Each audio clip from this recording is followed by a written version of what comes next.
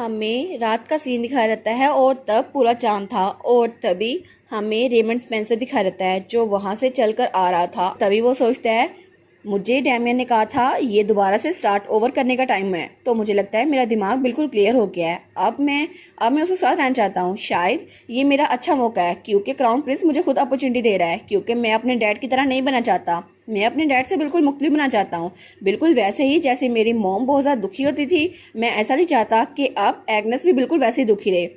इसलिए मुझे लगता है जब मैंने उसका एक्सीडेंट होते हुए देखा तो मुझे बहुत ज़्यादा दुख हुआ और मैं उसके लिए कुछ नहीं कर सकता था और मैं बस एक बार उसकी आवाज़ सुनना चाहता था। तभी वो प्रिंसेस के कमरे के बाहर पहुंच चुका था और वहां वो उसकी बालकनी में देख रहा था और तब वो सोचता है बस एग्नेस तुम्हें वापस आना होगा। और मुझे पता है कि वो बहुत ज़्यादा टेरिबल डिजास्टर था, लेकिन हम फिर से शुरू कर सकते हैं, है ना, क्योंकि डेस्टिनी हम दोनों को कनेक्ट करना चाहती है। और तब भी वो बालकनी पे देखी जा रहा था। वो सोचता है तुम मर के जिंदगी की तरह वापस आई और तुम मुझे भूल गई, है ना, यही डेस्टिनी है। और तभी दरवाजा खुलता है तो वो कहता है क्या, और वहां पे एग्नेस थी जो हवा लेने के लिए बाहर आई थी। तो वो सोचता है सच में एग्नेस मेरी तरफ देख रही है ना, तो एग्नेस मेरे लिए बाहर आई है।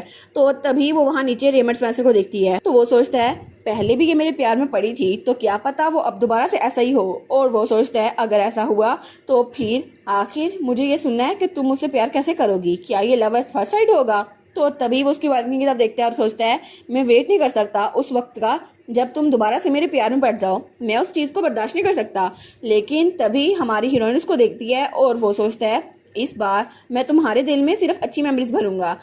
लेकिन तभी हमारी हीरोइन दरवाजा बंद करके वापस अपने कमरे में चल जाती है। तो वो कहता है क्या, तो हमारी सोचती है यहाँ तो बहुत ज़्यादा गर्मी थी इसलिए मैंने विंडो को ओपन किया क्योंकि मुझे नींद नहीं आ रही थी।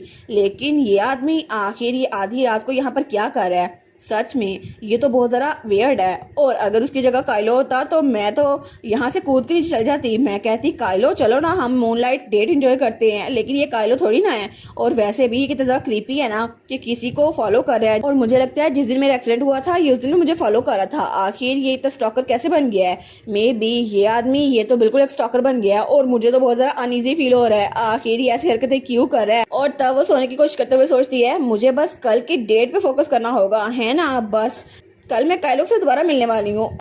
और उसके बाद हमें सुबह का सीन दिखा रहता है और ब्लैक नाइट का मेंशन। तो हमारा हीरो वहां पर था और तभी वहां पर कोई आता है कहता है सर ग्रे, लॉर्ड ग्रे यानी आपके फादर आपको बुला रहे हैं। तभी हमारी हीरोइन का बटलर भी वहां पर था। वो कहता है प्लीज आपको हमारे साथ चलना चाहिए, प्रिंसेस आपको बुला रही हैं, हर हाइनेस का ऑर्डर ज्यादा अहम है। तो हमारा कल सोचता है हाँ बिल्कुल मुझे वहां जाना चाहिए और वैसे भी मेरी फैमिली को मेरी जरूरत थोड़ी ना है, प्रिंसेस को मेरी जरूरत है। और तब जब वो महल में जा रहा था तो सब लोग उसको मुस्कुरा कर देख रहे थे। वो सोचता है पहले तो कोई भी मेरी तरफ मुस्कुरा कर नहीं देखता था, लेकिन ऐसा लगता है लोग के नजरिए मेरे लिए चेंज होते जा रहे हैं और ये सब कुछ अभी हो रहा है। और तभी वहां पर 3 लेडीज आती है। वो कहती है ओ आपसे मिलकर बड़ी खुशी हुई सर ग्रे, मैंने सुना कि आप और ब्लैक नाइट्स बहुत ज़्यादा अच्छी है, आपका इंप्रेशन तो बहुत ज़्यादा अच्छा है। तो वो कहता है थैंक यू। लेकिन वो सोचता है मुझे लगता है ये सिर्फ एक ख्वाब है, लेकिन चीज़ें इतनी ज़्यादा पीसफुल कैसे हो सकती हैं। तभी वो उसके कमरे के बाहर पहुंच गया था। तो तब वो दरवाज़ा खोलता है और कहता है योर हाइनेस मैं अंदर आ रहा हूँ। और जब वो वहाँ पर देखता है तो हमारी हीरोइन तैयार थी। वो कहती है आप आ गए सर ग्रे। और तब वो कहती है कोर्ट फिजिशियन ने कहा है कि मेरी रिकवरी अच्छी हो रही है और ये आपकी वजह से ही है। और तब वो लोग बाहर वाक के लिए आ गए थे। वो कहती है ये सब कुछ आपकी वजह से है लॉर्ड ग्रे। वो कहता है नहीं नहीं। तो हमारी कहती है थैंक यू सो मच। वो कहता है नहीं नहीं इसकी जरूरत नहीं है। तो वो कहता है वैसे भी मैंने कुछ किया नहीं है, आखिर आप ये क्यों कह रही हैं। वो कहती है आप मेरे साथ आए हैं तो ये मेरे लिए काफी है, वैसे भी अगर आप ना होते तो मैं वॉक कैसे करती। तो वो कहता है अगर मैं ना होता तो कोई और होता, आपके साथ कोई और होता और मैं तो कोई भी स्पेशल नहीं हूँ। तो एग्नेस कहती है क्या आप स्पेशल नहीं है। तो वो उससे पूछती है क्या आपको ये ना पसंद है। वो कहता है क्या ये ना पसंद, लेकिन आपको ऐसा क्यों लगा। तो वो कहती है क्या आपको मेरे साथ टाइम गुजारना ना पसंद है सर ग्रे, अगर ऐसा है तो मैं आपको फोर्स नहीं करूंगी। वो कहता है नहीं नहीं मेरा ये मतलब नहीं था, मेरा मतलब था कि अगर मैं यहाँ पर ना होता तो कोई और यहाँ पर होता और आप उसके साथ वॉक करी होती। वो कहती है हाँ हाँ मेरा भी यही मतलब था, लेकिन किसी और के साथ वॉक करने से मुझे वो खुश नहीं मिलती जो मैं आपके साथ वॉक करके एंजॉय करती हूँ। और ये बहुत ज़्यादा कंफर्टेबल है क्योंकि जब मैं आपके साथ होती हूँ तो मुझे बहुत ज़्यादा सेफ और हैप्पी महसूस होता है।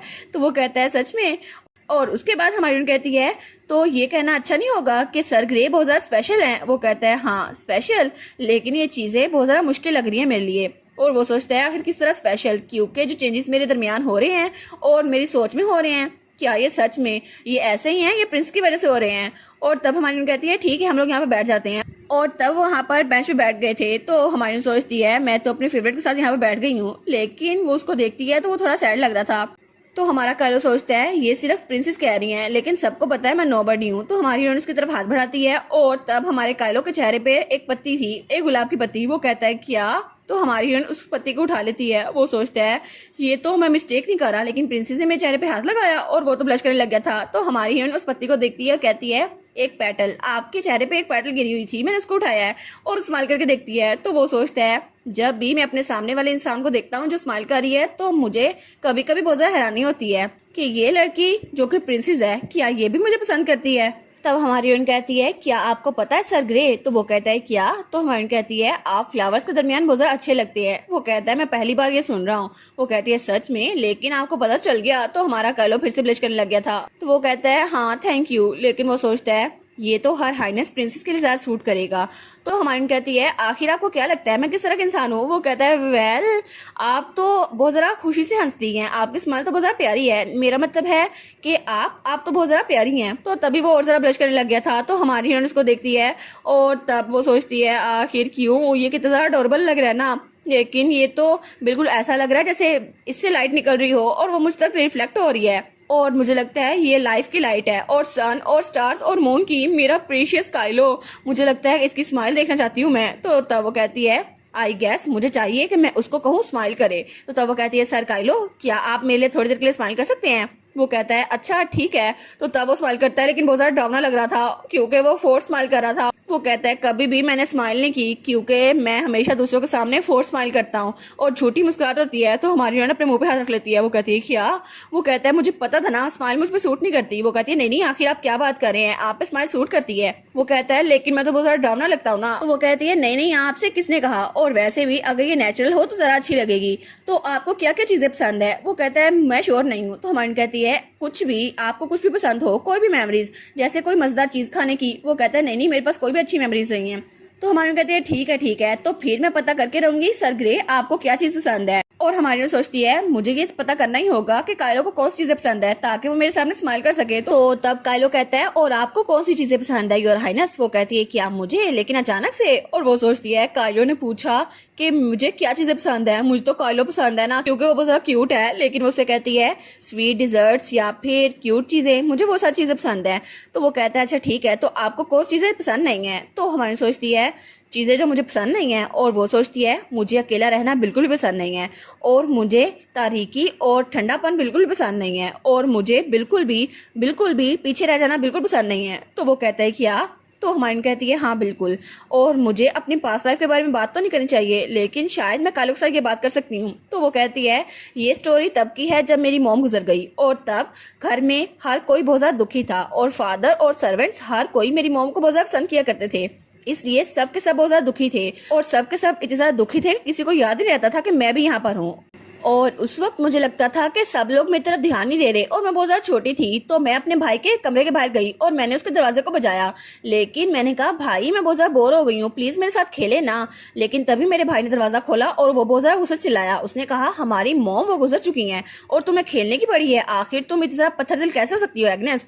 लेकिन तब उसके भी आंसू निकल आए थे। वो सोचती है आखिर क्या हो गया है, मुझे तो यही लग रहा था ना कि मॉम अगर मैं 2 दिन सोऊंगी या ज्यादा दिन तो वो वापस आ जाएंगी। लेकिन तब मेरे पास सिर्फ मेरी नैनी थी जिन्होंने मुझे कंफर्ट किया, और उन्होंने कहा हमारी प्रिंसेस ये बिल्कुल ठीक है। और मुझे लगा था कि मॉम वो तो वापस आ ही जाएंगी, लेकिन नैनी भी मेरी मॉम के बाद कुछ अरसे बाद ही वो भी गुजर गई, और मेरे पास कोई भी नहीं था।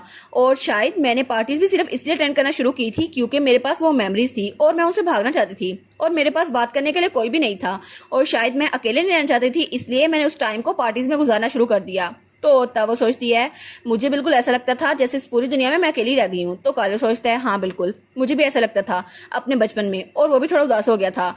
तो हमारी सोचती है एग्नेस की मेमोरीज तो मुझे यही लगता है कि वो बिल्कुल एक पपेट बन के रहती थी। लेकिन कायलो कहता है आपको जब भी मेरी जरूरत पड़े या मुझे बुला सकती हैं, जब भी आपको किसी से बात करनी हो या किसी के साथ जाना हो और किसी के साथ वॉक करनी हो तो आप मुझे बुला सकती हैं, और मैं आपके पास आ जाऊंगा चाहे मैं कितना बिजी क्यों ना हो, क्योंकि मैं अभी यही कर सकता हूँ आपकी हेल्प करने के लिए। तो हमारी सोचती है क्या सच में? तो कायलो कहता है जी बिल्कुल, मैं जानता हूँ आप कैसा फील करती हैं, तो मैं भी इस बात को समझता हूँ कि आप किस तरह अकेली होंगी, तो इसलिए आपको जब भी जरूरत पड़े आप मुझे बुला सकती हैं।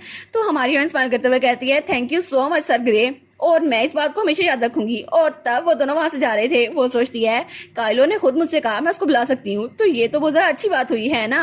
और तब कायलो वहाँ जा रहा था और वो सोचता है आखिर क्यों वो मेरी इतनी ज़्यादा फिक्र क्यों करती हैं और मेरे इन इनसिग्निफिकेंट एक्शन की वजह से वो इतनी ज़्यादा खुश क्यों हो रही हैं और आखिर क्यों उन्होंने मुझे अपना वीकेस्ट पॉइंट क्यों बताया। क्या इसलिए कि वो मुझ पर भरोसा करती हैं? लेकिन अगर वो मुझ पर इतना ज़्यादा भरोसा करती हैं तो सच में क्या वो मेरे साथ रह पाएंगी? लेकिन इसका ये मतलब तो नहीं कि वो रेमंड स्पेंसर को पसंद करती है, क्योंकि उनकी याददाश्त चली गई है और अगर वो वापस आ गई तो क्या पता वो रेमंड को दोबारा पसंद करने लग जाएं।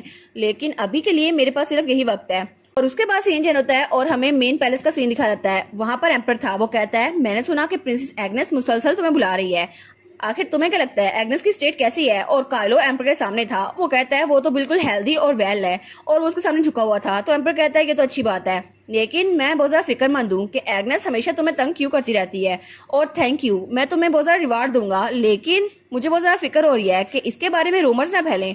तो हमारा कार्लो सोचता है क्या सच में?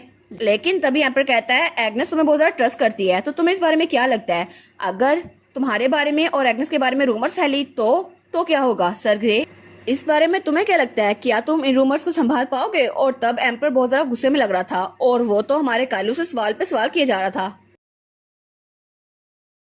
और इसी के साथ ये वाला पार्ट यहीं पर ख़त्म। तो आप लोग बताइएगा आप लोग को ये पार्ट कैसा लगा और वीडियो को लाइक और चैनल को सब्सक्राइब लाजमी कीजिएगा। बाकी वीडियोस का लिंक भी स्क्रीन पर नज़र आ रहा होगा तो काइंडली उनको भी चेकआउट कर लें। और thank you so much for watching my videos. Stay safe, bye bye.